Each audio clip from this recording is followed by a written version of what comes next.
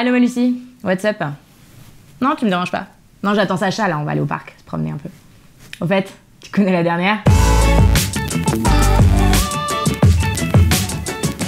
Mardi soir, on est allé dîner avec Grégoire, et pendant le repas, il a eu besoin d'aller chercher une info sur son portable, et d'un coup, alors lui qui est d'habitude si calme, il est complètement parti en sucette. Donc, tout ça à cause de la réception d'un message lorsqu'il a voulu se connecter à un site d'info qu'il n'avait pas consulté depuis plus de 2 ans. Mais alors le plus marrant, c'est que le serveur... Mais non, pas du site, le mec du resto. Mais alors quand il l'a vu, il était terrorisé. Grégoire voyait que l'aspect négatif de cette communication. Il y a d'abord eu ce flux de mails qui lui demandait de valider une communication qu'il ne comprenait pas vraiment. Et ensuite, à chaque fois qu'il a voulu se connecter sur un site, idem, il a fallu qu'il valide des conditions. Pour Grégoire, insupportable. Sacha lui a rappelé qu'il y a encore quelques mois, il se plaignait d'être contacté quotidiennement par des opérateurs qu'il ne connaissait pas et que cette prospection sauvage le dérangeait tout autant. Et ben depuis le 25 mai 2018, un nouveau règlement est entré en application au niveau européen. Le règlement général sur la protection des données. Mais si, t'en as forcément entendu parler, le RGPD.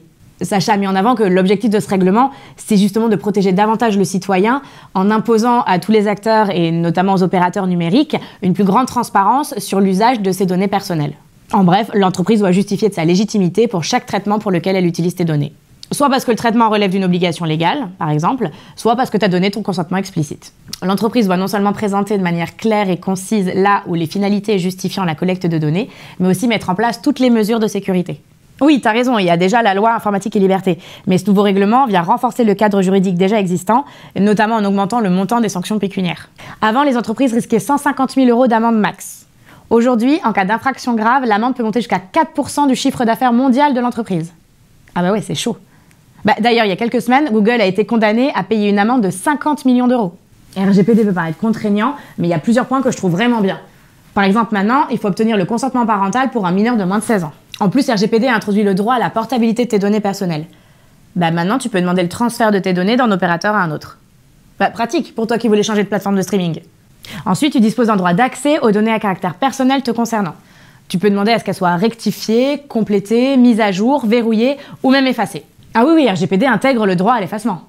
Tu te rappelles la galère que ça a été pour te faire radier d'un réseau social?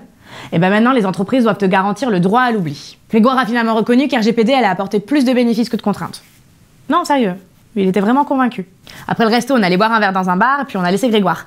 Et en partant, il m'a dit qu'il allait tout de suite mettre en pratique RGPD avec la fille de la table d'à côté. Il allait lui demander son consentement express pour obtenir ses données personnelles, avec promesse de les garder précieusement. J'espère juste qu'elle actionnera pas son droit à l'oubli.